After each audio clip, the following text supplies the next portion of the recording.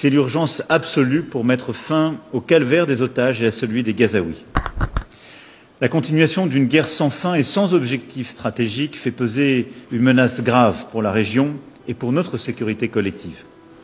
Elle est aujourd'hui le lieu d'une déshumanisation que rien ne peut justifier. Ensemble, nous savons la nécessité d'offrir un chemin politique. Seperti itulah yang dikatakan oleh Presiden Prancis Emmanuel Macron, di mana mereka yang sebelumnya pro kepada Israel tiba-tiba dibuat sadar dan mendesak dunia untuk mengakui Palestina sebagai negara. Melihat apa yang dikatakan oleh Emmanuel Macron, jelas membuat Benjamin Netanyahu semakin terdesak. Apalagi sebelumnya, Presiden Donald Trump juga meminta Israel untuk segera mungkin melakukan gencatan senjata dan mengakhiri peperangan di Timur Tengah.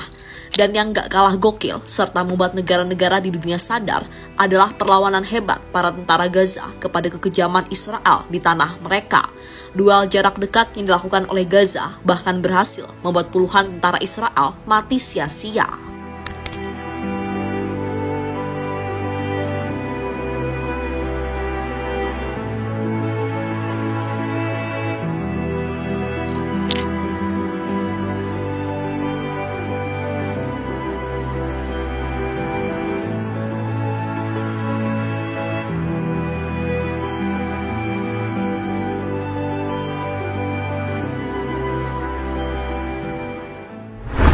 Ya, satu persatu kini mulai sadar siapa sebenarnya dalam kerusuhan yang terjadi di Gaza selama bertahun-tahun, dan negara-negara yang sebelumnya pro ke Israel kini mulai berbalik arah. Di mana terbaru Presiden Prancis Emmanuel Macron mengajak Inggris dan juga negara-negara Eropa lainnya untuk memberikan pengakuan kepada pemerintahan Palestina yang berdaulat. Macron menyatakan perlunya ada pengakuan terhadap pemerintahan Palestina yang berdaulat dengan sistem solusi dua negara atau two-state solution. Dia juga telah melakukan pembicaraan dengan sejumlah negara-negara Teluk untuk memberikan pengakuan pada pemerintah Palestina dan Israel. Namun, pembicaraan ini terhenti setelah Israel dan Iran terlibat aksi saling perang.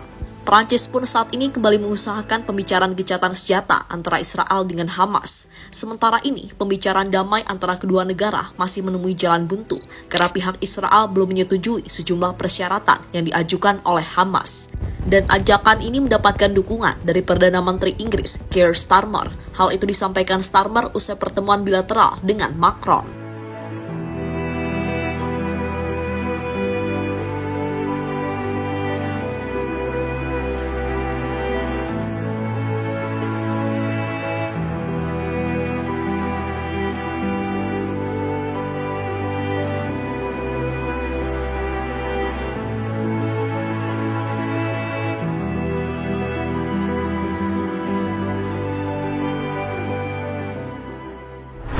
Sementara itu, saat Prancis, Inggris, dan Donald Trump mendesak Israel untuk segera melakukan gencatan senjata dengan Hamas, Gaza masih mendapatkan serangan dari para Zionis. Bahkan, kepulan asap tebal penuhi langit Gaza setelah serangan udara yang dilakukan Zionis Israel. Serangan ini diluncurkan usai Presiden Amerika Serikat, Donald Trump, mendorong gencatan senjata di Gaza.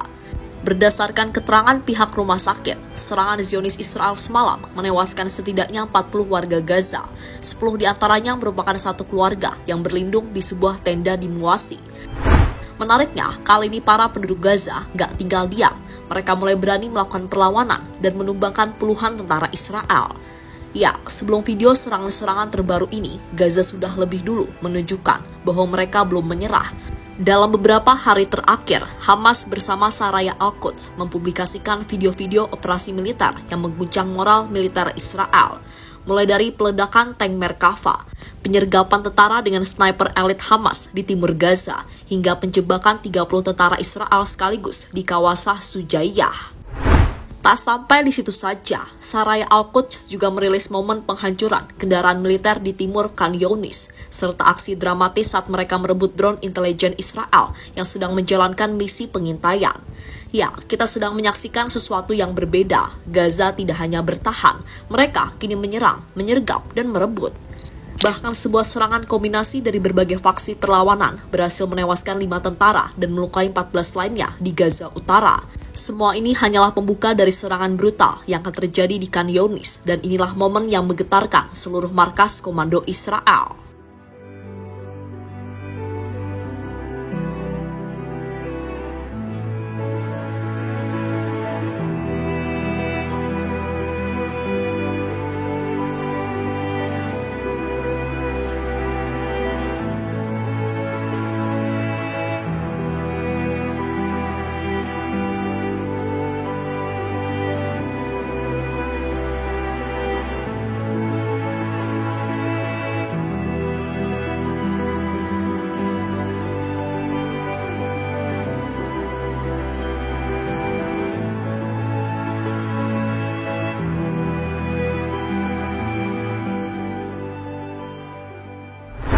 Cyber Iran bantu Hamas serang Israel. Iran dan kelompok perlawanan seperti Hamas tampaknya telah memahami pentingnya cyber warfare dalam mengguncang sistem keamanan dan logistik Israel.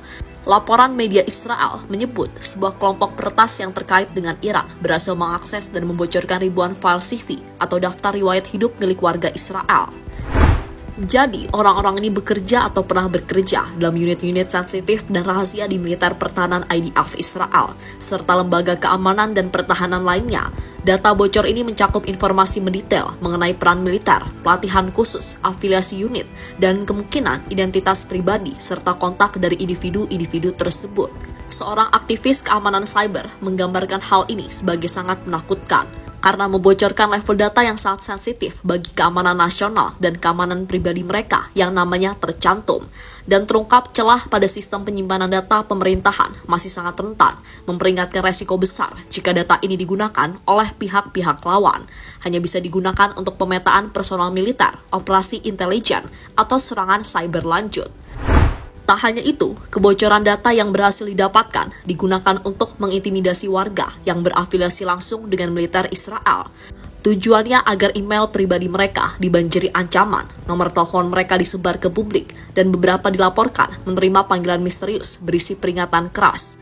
Ini adalah bentuk tekanan psikologis yang bertujuan melemahkan semangat dari dalam negeri.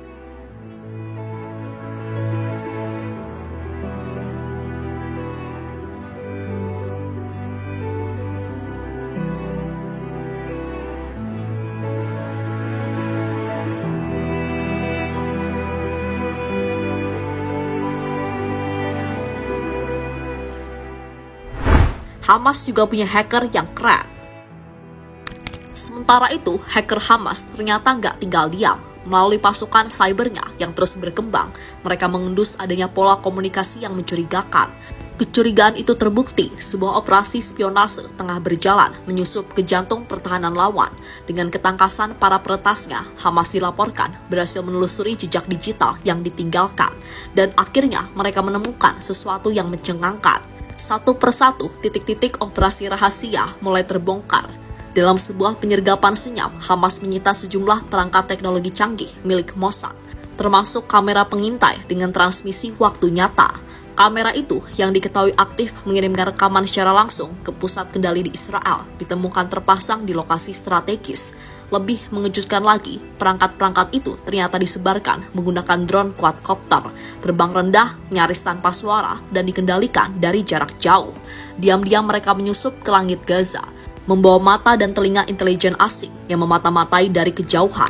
Walaupun Israel disebut mulai melawan dan menangkap jaringan Hamas di tepi barat. Dan keberhasilan Hamas menjadi sebuah bukti bahwa mereka bisa mengimbangi permainan Israel tanpa bantuan dari luar.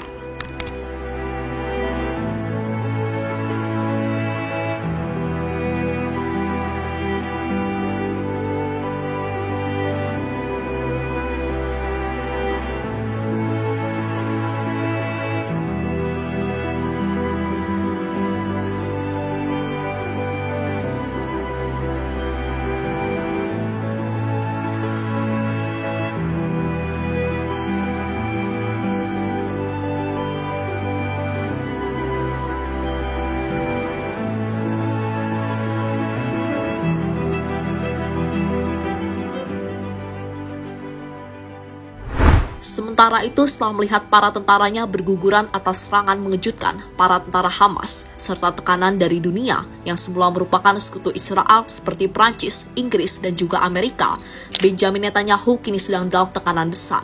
Mereka harus mengakhiri kekacauan yang terjadi di Gaza selama ini. Karena jika tidak, bisa-bisa mereka berbalik menyerang Israel dan menghilangkan negara itu untuk selama-lamanya. Apalagi baru-baru ini, Iran sudah mempersiapkan segala alat peperangan yang didatangkan dari Cina guna menghadapi Israel jika kembali macam-macam.